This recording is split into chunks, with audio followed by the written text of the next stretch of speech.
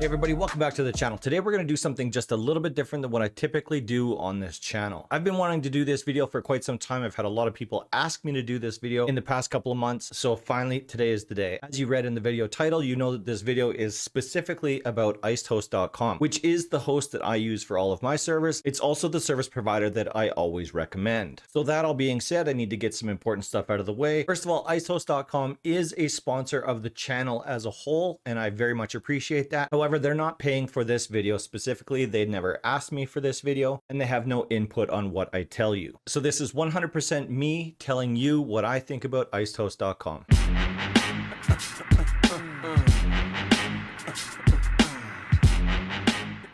Hey everybody, welcome back to Rust Admin Academy, where I teach you guys the very best tips and tricks to owning and operating a successful Rust server. On this channel, I do a lot of plugin reviews and tutorials, and in today's case, maybe a server hosting company review to hopefully show you some cool different things that you can do on your servers to make things a little bit more interesting for your players, or maybe just to make life a little bit easier for your owners, admins, or moderators. So if you're brand new to the channel, consider subscribing so that you stay up to date on everything that we're working on. And of course, if you take any value out of this video, do me a favor and smash that like button for me. That's all the business out of the way. Let's actually get into why I chose IcedHost over everybody else. So just a little bit of a background on me if you're unfamiliar with my history. I've been doing this, hosting servers, modding servers, etc., since about 2015. And in that time frame, I have dealt with a ton of different hosting sites. I cannot stress this to you enough, how many different hosting sites I've dealt with personally, as well as for other clients. And while some do actually have some good qualities, there are some that are absolutely trash out there. Now, I'm not going to be bashing anybody, so I'm not going to be naming any names. Just know that I've played around with, or at least had some experience with, just about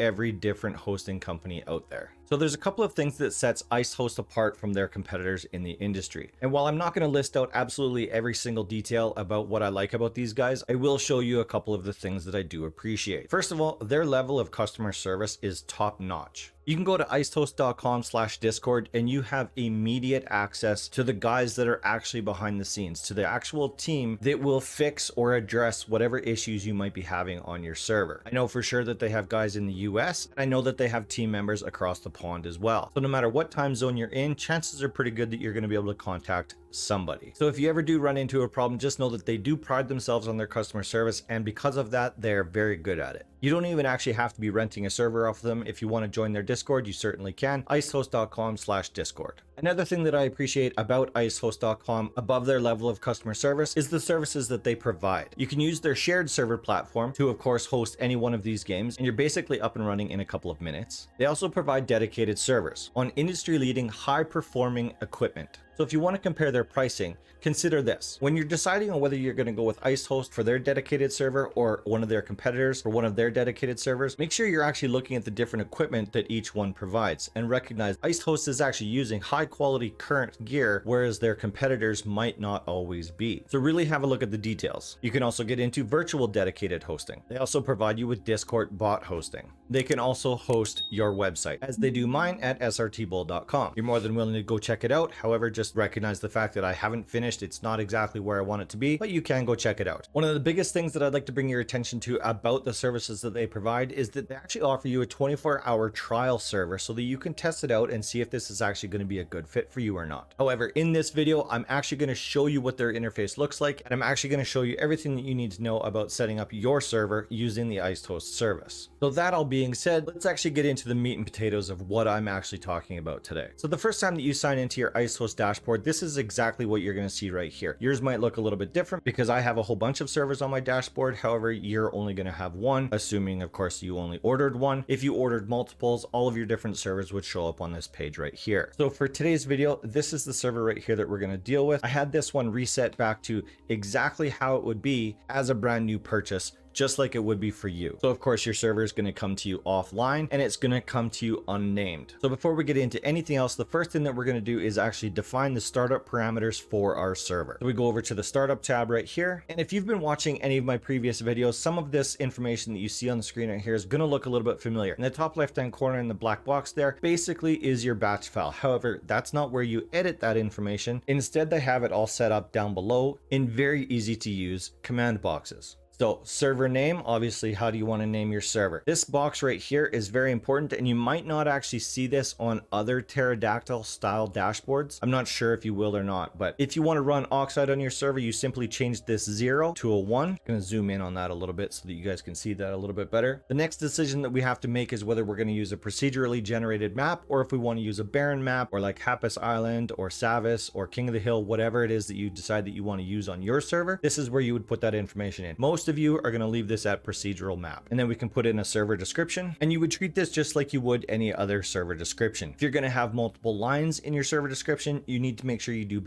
\n anytime you want to do a carriage return or go down to the next line. So that right there is basically what that looks like. I've zoomed in so that this page actually looks ridiculous right now, but I wanted you guys to see this. So here's my regular description right here, and I did a \n to go to the next line, and then another \n right there to go to the next line down below that. So this server description has 3 lines on it. You of course can put whatever information you want in here: wipe schedule, blueprint wipes, whatever you want, Discord address, whatever you want to put in here. This is where you can put it. The URL section here is where you can put in a website address to wherever it is that you want a player to automatically be linked to if they hit escape and click on this blue view web page button right here. You can literally link that to whatever you want. You can link it to your Discord, directly to your Discord. You can link it to your website. You could link it to your Tebex store, whatever you want. You just put that address in the URL box right here. The server world size right here, you can put in whatever number you want right here. I don't suggest going smaller than 1,000, and of course you can't go any bigger than 6,000. There are rumors that maybe you can go to 6,500. I haven't actually tested that recently. I know back in the day you used to be able to do 8,000 size servers. I don't know if you can do that anymore. If you have a specific world seed that you want to use, you would put that in this box right here. I'm just going to use a randomly generated number right there, and we can also define what our max players is going to be on this server, and you can literally make this whatever you want. Bear in mind that the number of players that you allow onto your server is going to affect your server's performance. The server image is obviously the image that shows up when somebody clicks on your server in the directory listing. In my case, one of mine looks just like this. So we've got the girl in the background, the server title, etc., etc. This is hosted on Imgur, and then you would then put that image in this location using that Imgur address or wherever you might be hosting it. The Archon port you can't change. However, it is important that you know that that is there, so that if you have somebody that's trying to connect to your server using Rust admin or another Archon program of any kind, they would need to know your Archon port number, and that's where that is right there. Now, one of the most important things that I'm going to put a lot of emphasis on right now on this page right here is make sure you change your Archon password from change me, because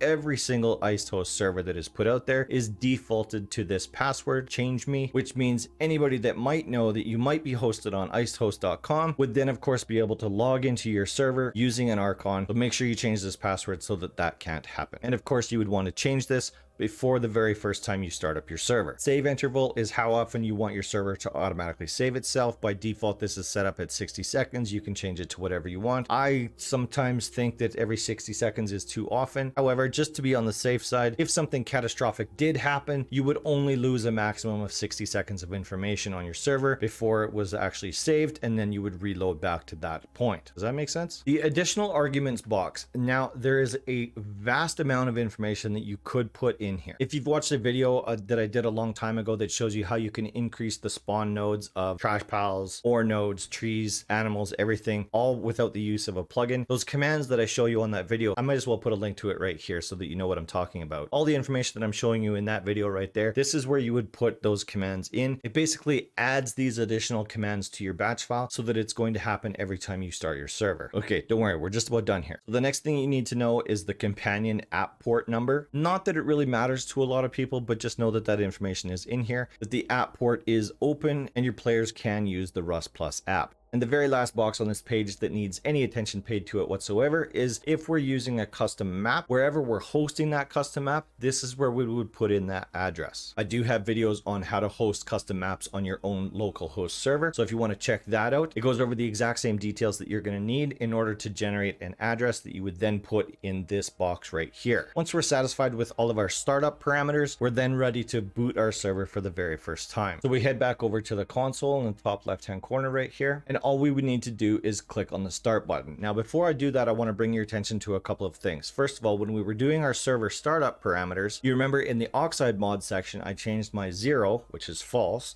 to a 1, which is true. So that means the dashboard is going to install Oxide for me. Now, another one of the biggest things that I absolutely love about these guys is every time your server restarts, it's automatically going to check for an update for Rust from Steam. It's also going to check to see if there's a UMod update or an Oxide update and automatically install that update if required. So I'm going to click on the start button. It's going to happen pretty quickly, and I'm going to see if I can show you guys exactly what's happening as it's happening. So there we go. So right here, this is where it logged into Steam to actually check to see if there was an update required for my server from Facepunch. And right down here, you can see that it's installing UMod and checking for an update. If this was a restart, this would be checking for an update as opposed to actually installing UMod for me. And then of course, down below that, we're going to see all of that batch file startup information that we just edited a minute ago. So if you've hit the start button on your server and you see it doing exactly what you're seeing on my screen right now, don't worry. It's not that it's not doing anything. It's just that the dashboard isn't actually showing you what's going on behind the scenes. If you've ever ran a server before actually using an IcedHost server, you know that it's generating your map terrain. It's generating all of your assets. It's doing all of that stuff in the background. It's just not showing you as it's doing it. And then after a couple of minutes of waiting, of course, you're going to see it roll past that point. It might show you a bunch of other information there that might not necessarily mean anything to you, but as long as in the top left hand corner there, it's actually showing you that the server is up and running with a green little circle there, you know that you're good to go and we can log into our server. And just so that you know that this is actually the case, let's have a look there. And there we go. There is the Srtbull test server that we just set up. And because I think it's important to show you exactly the steps that you're going to take when you set up your new server, I have logged myself into the server, and I'm just going to grab my Steam 64 ID right here, and we're going to type in a command in the command prompt down below. We're actually going to give my Steam 64 ID ownership of this server, owner ID, my Steam 64 ID, my name inside of quotes, and a reason, and that's totally optional to you. And then we just click enter, and as you can see there, added owner, blah blah blah, my name, my Steam 64 ID, and then of course the most important part, let's write this information to the configuration file. So in order to do that, we just simply do write CFG, no space, all lowercase, nothing fancy, looks just like this. All right, so now that information is actually saved to the config file, which I can actually show you where that information is in just a minute. But in the meantime, I'm actually going to log out of the game and log back in to show you that I actually now have owner of this server. So as you can see there, it now says, it said I have disconnected and reconnected. So that is one of the most important parts. Whenever you're assigning somebody ownership or moderator of your server, after you've actually run that command, they need to log out and log back in order for those changes to take effect. This is the same for any server hosting provider out there, even your local host server. And this server console can be treated like an Archon if you're the only one that ever needs access to this information. To be honest with you, I don't even use Archons anymore. I only use this dashboard. So if we want to check what time it is in the server, we just run that command. If we want to change the time, we run that command. We can literally do everything that we want directly from this console. All right, now I get to show you some of the really cool features about this dashboard. These are the things that sets this dashboard apart from just about everything else I've ever seen. It seems as though one of the biggest struggles that a lot of new server owners have is what happens during wipe day, whether that be forced wipe day or just your scheduled wipe day for your server. Downloading updates, reinstalling Oxide, all this stuff, it can be a little bit overwhelming to brand new server owners. To people that have been doing this for a long time, it's just second nature to us, so we don't really think anything of it. However, the guys over at IcedHost have made this so easy. It's even changed the way I do my own wipes. So to see what I'm talking about, let's go into the Rust wipe section. So this dashboard here that you're seeing makes wiping so easy, it's not even funny. So the first thing that I would suggest you do is click on load current. What this is going to do is grab the current information from your server right now. The title, the description, the map size, and the map seed. So you'll see a lot of people or a lot of server owners will actually put their wipe date in their server title. I'm not for that or against it or whatever, but it is something that you would need to change every time you wipe your server. So it's nice that this information is quick and easy to access. So we simply make that change in our server name. And if there was going to be new information that you wanted to add to your server description, this is where you can do that right here. So I've now changed my server description to say just wipe today, blah, blah, blah. You guys can read that. Well, let's say for the next wipe that's coming up, we want to change the size of the map. So instead of the 3,000, we're going to change that to 2,500. And I don't actually care what the map seed is going to be. Let's just randomly generate a new seed. And of course, if that information is not required for you because you're using a custom map, you then of course would put your map address in this line right here. For us, we're going to leave that empty right now because I only use procedurally generated maps anyways. Now this next section right here is kind of the bomb diggity. So if you've been watching any of my tutorials in the past, you know that there are a lot of plugins out there that actually create a data file inside your Oxide data folder. And a lot of times you want to wipe that information out anytime you wipe your server. Well, this section right here allows you to go in and select which files you actually want to delete. Now, in my case, I don't have a single plugin on this server, therefore I don't have a single data file to show you. In fact, what I'm going to do right now is I'm going to hop over to another server so that I can actually show you what would be in there. It's just simply click on the IcedHost.com logo at the very top there, and now I can go into another server right here and go into the Rust wipe tab on the far right hand side there, and I can do the exact same thing in this server right here. I'm not actually going to change this information because this actually is a live running server. It's not just a test server. If I wanted to go in and delete my data files, I just click on this blue select files button, go into my Oxide folder and then into my data folder, and here is all of my data files that I might want to delete during this wipe period. So for example, I always delete the admin menu. You also want to delete backpacks. Anyways, you get the point. So anything that you want to delete during this wipe, you just want to click on the green plus button beside that file name. Once we've done that, we scroll down to the bottom and it says back to wipe screen. And now you can see here it has a list of the files that it's actually going to delete for us automatically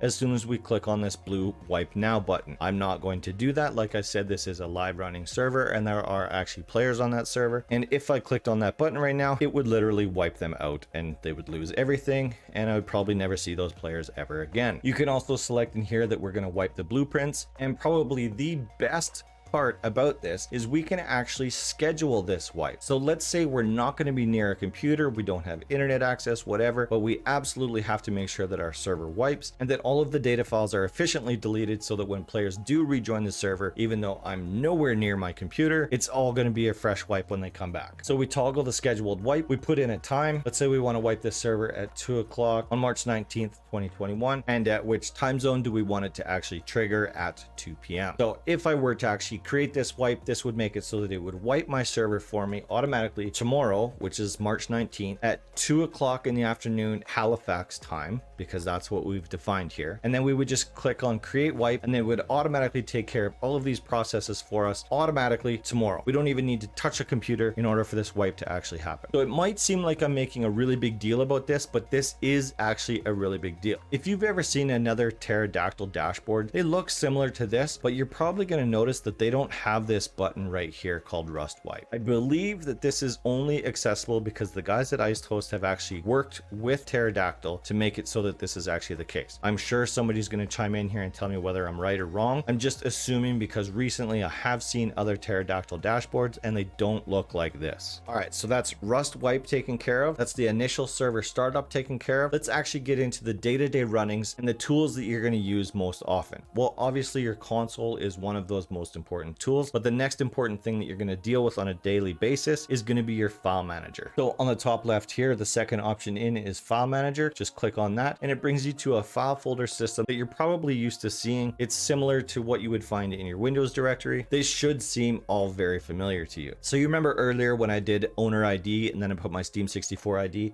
it's important that you know where that information goes. So if we go into the server folder right here, click on Rust, and then we go into the CFG folder, this is where that information goes. So we can actually click on this users.cfg and it's going to bring up their own editor. Yes, of course, you can edit your files all within the dashboard. So this is the information that I actually wrote into the console. And when I did write CFG, it actually wrote that information to this file. Therefore, the server can always grab that information. Again, the server always knows that I'm the owner. So if you ever have a situation where every time you restart your server, you have to do owner ID and then your Steam 64 ID, it's because you didn't write this information to the config file. So it's very important. Anytime you add an owner or a moderator, make sure you do write CFG after. So if we go back to the file manager at the very beginning, you'll see an Oxide folder right here. This is where you're going to deal with all of your plugins, your configs, and your data files. So if we were going to install a plugin onto this server, we would go into this folder right here called plugins, and then click on the upload button right here. And of course, it brings up a box where we can pick a file that is from our own computer that we've downloaded from the UMod website. So let's just install kits. Let's install the new Rust kits plugin. So if we hop back over to our console real quick, you can see here that kits was compiled successfully, blah, blah, blah, loaded kits, etc., etc. So it happens that quickly. Literally couldn't flip over to the console fast enough and it had already happened. And then if we want to configure some of those plugins, we go into the config folder, and this is where all of that information is going to be. Actually, instead of showing you a bunch of folders that actually has no information in there, I'm going to flip over to another server so that I can show you the actual information as you would probably see it. So this is the configuration file for another one of my real live servers. So as you can see see here are all of my config files. And of course, we can go into each and every one of them and we can edit them accordingly. We can save our changes and then of course go back to our console and reload the plugin, same as you would on any other type of setup. Just know that this is all encompassing. It's got the file manager built in, it's got the console built in, it's all right here at your fingertips. You literally don't need to use anything else.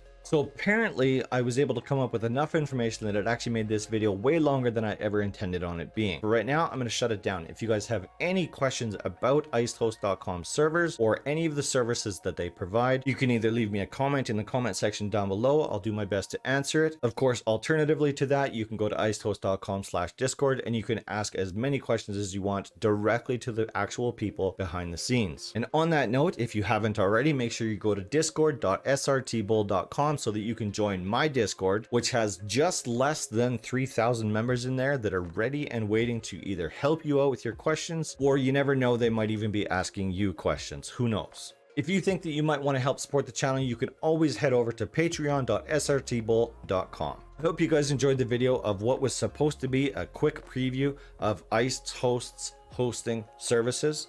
Try saying that 3 times over because I just had to do that. If you are considering switching your hosting provider over to IcedHost.com, remember they have a 24-hour trial period where you can test everything out to make sure that this is actually going to be a good fit for you. No commitment required. You do actually have to set up an account, but you're not committed to anything until after that 24-hour period. If you do decide to switch over, use the promo code SRTBull at checkout to save 30% off your first 2 months of service with them. Like I said at the very beginning of this video, which seems like 2 hours ago, I don't blindly promote these guys. I'm promoting these guys because I truly believe in the service that they provide. So if you're not with IcedHost yet, why aren't you? I don't care what service provider you're currently with right now. Switching over to IcedHost would be so easy and it'll completely change your life. It'll be totally worth it for you, I assure you. Check and make sure that they're available in your area. Try out their 24-hour trial period and let the product sell itself. I put out a brand new video every Friday at 5 p.m. Mountain Time, so I hope to see you guys all again real soon.